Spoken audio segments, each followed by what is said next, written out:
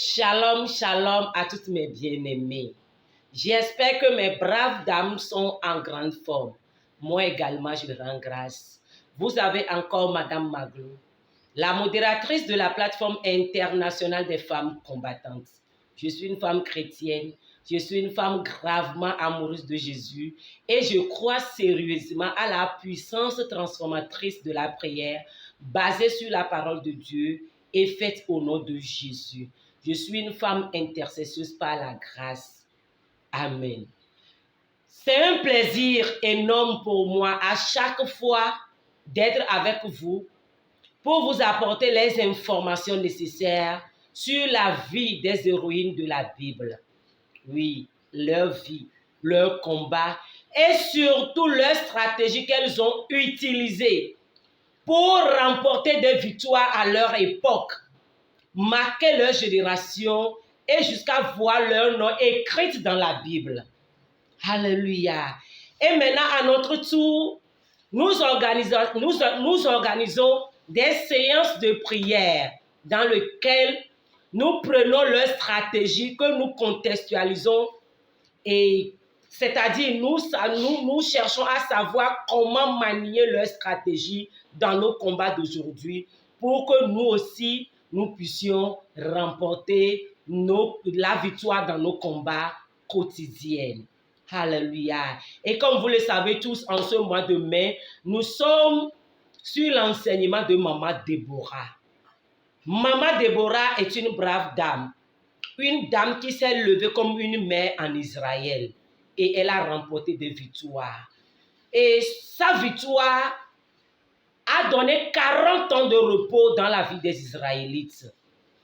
Et ce que nous avons fait, comparativement aux autres mois, ce mois-ci, nous avons beaucoup prié. Nous avons utilisé l'approche de Maman Déborah. Nous nous sommes levés comme des mères, que ce soit des mères biologiques, des mères spirituelles, des mères qui ont senti le fardeau des enfants de son quartier, de sa commune, de sa préfecture, de sa région, pour ne pas dire son pays, son continent. Nous nous sommes levés et nous avons intercédé en faveur de nos enfants, c'est-à-dire la génération montante qui est en train de se détruire sans le savoir. Et je crois qu'avec ce Dieu, le Dieu de l'intercession, il nous a exaucés et il nous a donné de grandes victoires. Alléluia. Aujourd'hui, nous allons essayer de conclure cet enseignement sur la vie de Maman Déborah avec une collaboratrice. Dans sa mission, elle a eu une collaboration directe ou indirecte, je peux le dire. Nous allons voir aussi son secret et avant de clôturer. Mais comme nous ne sommes pas encore dans un nouveau mois, pour prendre l'exemple d'une autre maman, maintenant les jours qui sont devant nous avant la fin du mois, nous allons uniquement intercéder pour la vie de nos enfants. Je ne sais pas pour votre pays, mais moi, Togolaise qui suis au Togo, le 30 avril, le 30 mai prochain, débute le baccalauréat chez nous, c'est-à-dire bac 1 chez nous. Alors nous allons commencer à intercéder en faveur de nos enfants. Alléluia. Je sais que tu seras en collaboration avec nous pour soutenir nos enfants. C'est pourquoi je te dis, tu es une bénédiction pour cette génération. Mais avant de continuer, si ce n'est pas encore fait, je t'invite à t'abonner sur cette chaîne, à activer la cloche de notification, à liker la vidéo et surtout partage-la à toutes les femmes du monde entier que tu connais. Nous devons nous lever pour prier en faveur de nos enfants. C'est très sérieux. Alléluia. Entrons dans le vif du sujet. Avant tout, nous allons essayer de résumer ce qui a été dit jusqu'à aujourd'hui. Nous avons parlé de la vie de Maman Déborah.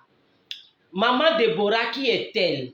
C'est une servante de l'Éternel, une prophétesse. C'est une femme mariée. Son mari s'appelle Lapido.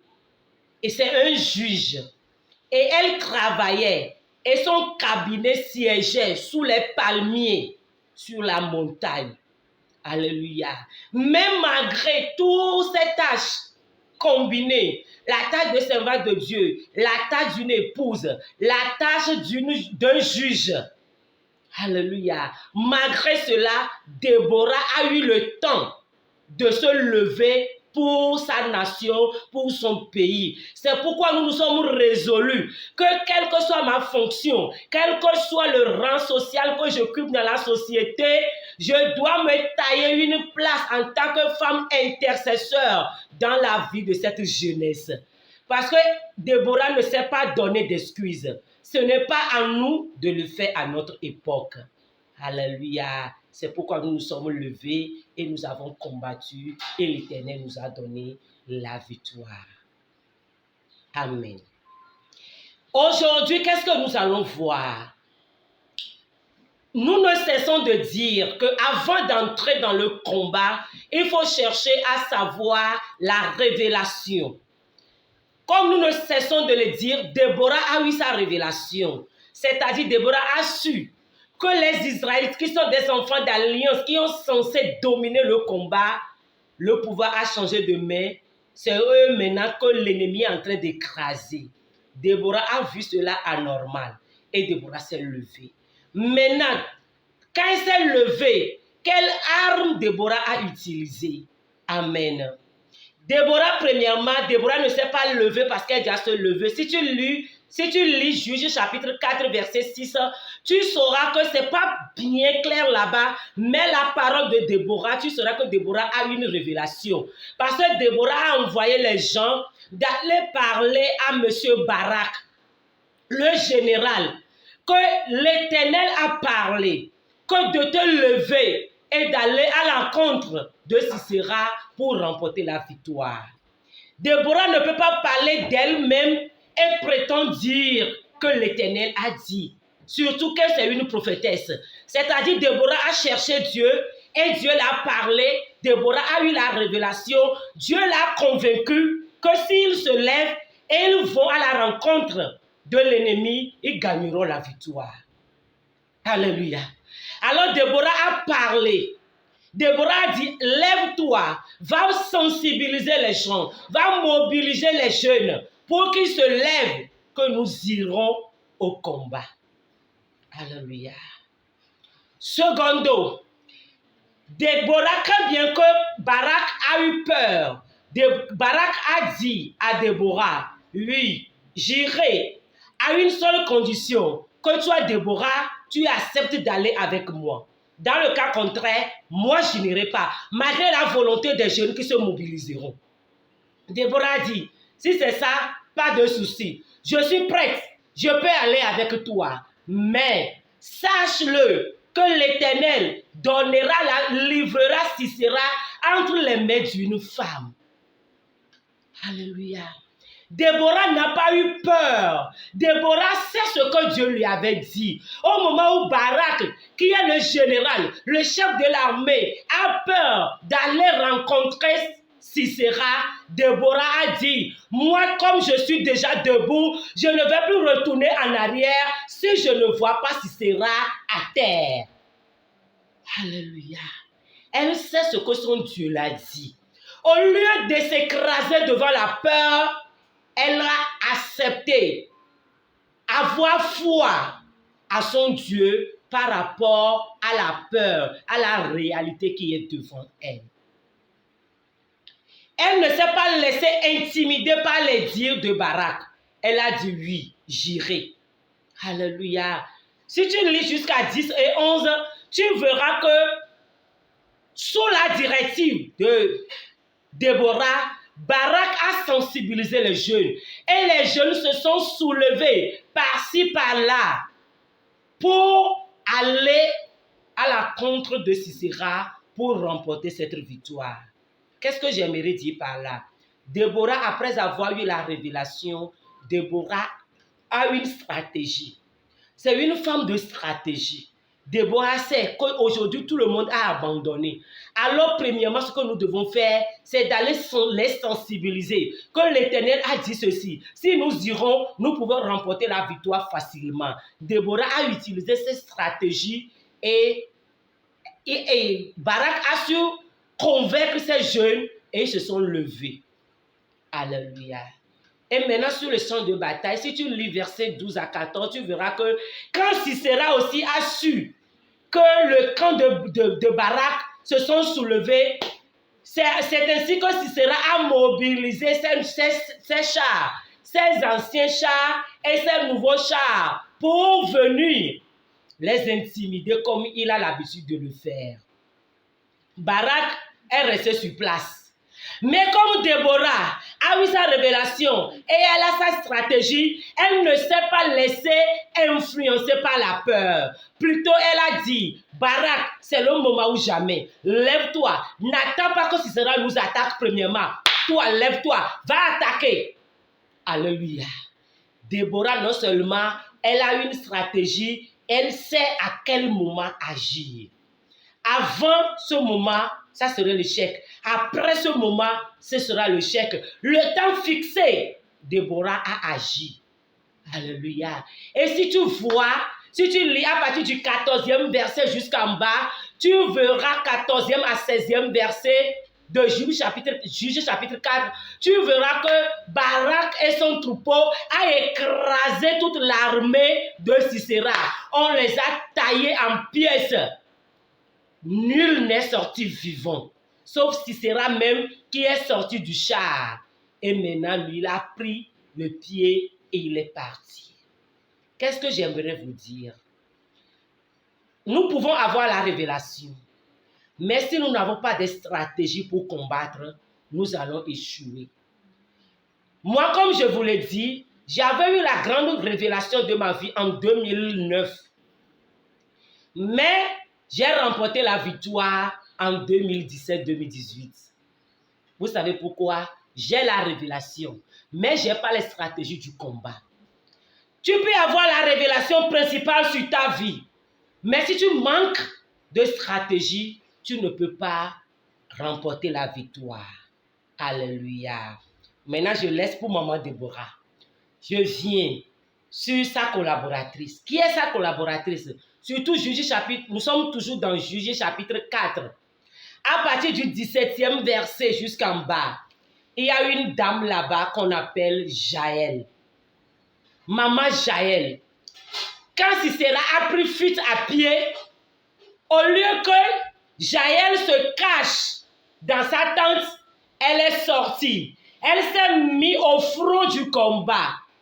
Et maintenant, quand Sisera, le méchant, le pervers, le criminel, le tueur passait, cette dame Jaël, parce qu'elle a accepté de se mettre au front du combat, elle-même l'a invité.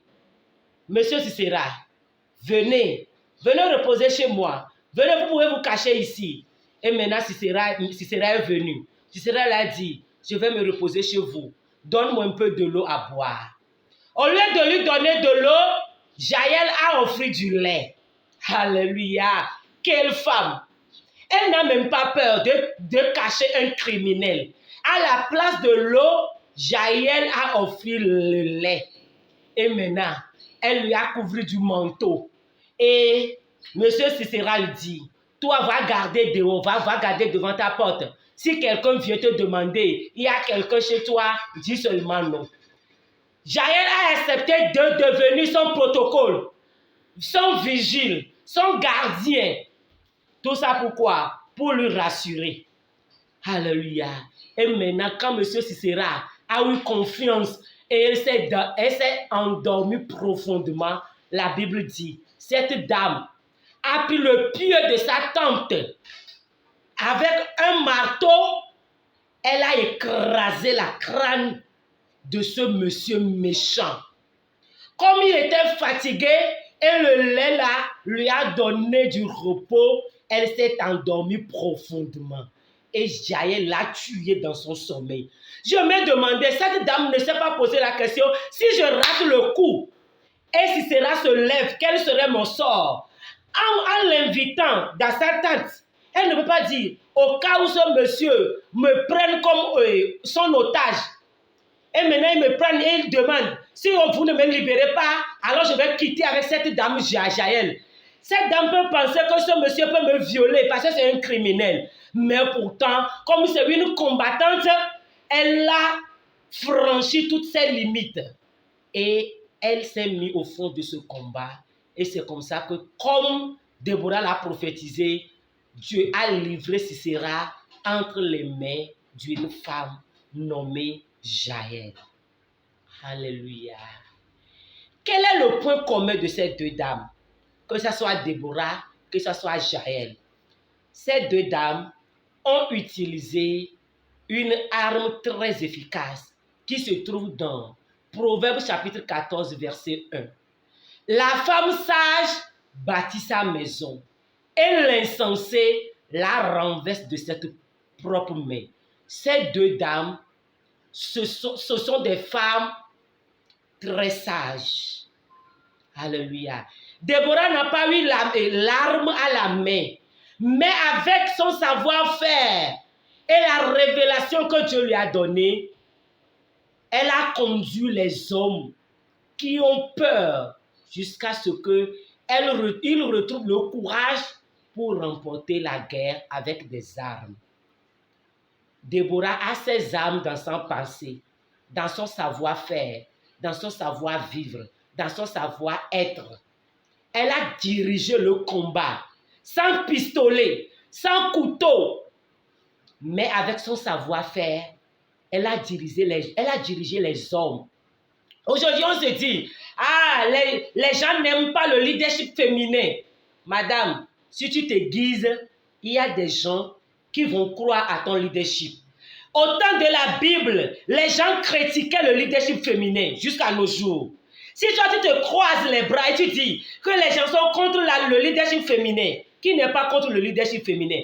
Au temps de Déborah même, les gens sont contre le leadership féminin. Mais Déborah, sans arme à la main, a utilisé son leadership féminin pour booster les hommes à se tenir au fond du combat et remporter leur victoire. Jaël, son mari aussi était là. On n'a pas vu son mari travailler. On n'a pas vu le mari de Déborah travailler. Peut-être ils sont dans l'ombre. Mais ces dames, devant le combat, ils ont utilisé le savoir-faire, leur leadership en collaboration avec Dieu et ils ont remporté des victoires. Alléluia. Je descends pour te dire, nous devons nous lever pour la vie de nos enfants. Si réellement nous voulons voir nos enfants avoir une histoire, accomplir leur destinée, sans excuse, nous devons nous lever. Mais nous ne devons pas lever parce qu'on doit se lever. Si tu te lèves, malgré le nombre de tes enfants, ils ont des combats différents. Cherche à savoir la révélation de tout un chacun. Parce que parmi tes enfants, il y a des présidents, il y a des ministres, il y a des hommes d'affaires, il y a des hommes de Dieu. Alors, comme leurs destinées sont différentes, leurs combats aussi sont différents. La preuve est que tu leur donnes la même éducation, mais ils ont des caractères différents. Alors, leurs combats également sont différents. Cherche à comprendre leur combat et la révélation sur leur vie. Et maintenant, cherche des stratégies pour remporter ces victoires dans leur vie. Au nom de Jésus. Alléluia. Pour conclure, comme j'ai l'habitude de donner mon témoignage, à un moment donné, je ne sais pas à quel moment je me suis retrouvée à ce carrefour, mais moi, naturellement, comme j'aime mes enfants plus que toutes, c'est de la même manière, je suis très, très rigoureuse à leur égard, parce que moi, je n'ai que des garçons. J'ai 4 grands garçons. Alors, je suis tellement rigoureuse vis-à-vis à leur éducation, mais pourtant, je les aime beaucoup. Mais quand ils ont commencé à manifester les caractères d'adolescence, tout, de jeunesse surtout, quand ils ont commencé le niveau universitaire, quand ils ont commencé à travailler, les réalités sont différentes. Je n'ai pas vite compris que maintenant, je n'ai plus des enfants, j'ai des petits frères. Je continue toujours à utiliser l'ancienne approche. C'est ainsi que j'ai commencé à échouer. Une nuit, surtout mon deuxième fils qui me crée des combats, il m'envoie une photo d'un joueur, moi je ne connais pas les noms des joueurs, avec sa maman. Je pense que le jour-là, on a offert le ballon d'or à ce jeune. Tellement la maman est heureuse, il m'écrit, un jour, nous ferons des exploits comme ça pour te communiquer la joie. Il a écrit quelque chose comme ça. Et j'ai dit merci beaucoup. Cette simple phrase m'a déjà réjoui. Tu es mon bébé. Et il m'a envoyé un texto. Ça fait combien de temps tu m'as encore appelé ton bébé et tu m'as dit que je t'aime? J'ai dit, vraiment, ça fait un bout de temps que je ne l'ai plus. Parce que je me dis, vous n'avez pas fait ceci, vous n'avez pas fait ceci, vous devez faire ceci, vous devez faire cela. Je suis toujours dans l'interdiction, dans ce qu'il doit faire et ce qu'il ne doit pas faire. En oubliant que j'utilisais deux armes. Je leur communiquais l'amour et je leur communiquais la rigueur. Mais comme ils sont déjà grands, ils manifestent certains caractères, alors j'ai tenu seulement sur l'âme du rigueur. Et j'ai perdu l'âme de l'amour. J'ai compris qu'il manque l'amour. Et c'est depuis ce jour, j'ai commencé encore à utiliser l'amour, à lui dire je t'aime. Au fait, il est mon confident. Il me revient toujours avec ses problèmes. J'ai compris en ce temps qu'un pont est coupé. Et quand j'ai commencé à lui communiquer l'amour, j'ai vu que petit à petit, il est encore revenu en se confiant en moi. Alléluia. Nos enfants sont différents. Cherchons leur révélation et utilisons des approches pour les aider à accomplir leur destinée. Au nom puissant de Jésus-Christ, je crois en toi parce que je sais que tu es une femme sage. Ton mari également croit en toi. Tes enfants même croient en toi. Agis en conséquence. Tu es une bénédiction. Je t'aime au nom de Jésus. Je t'invite, abonne-toi.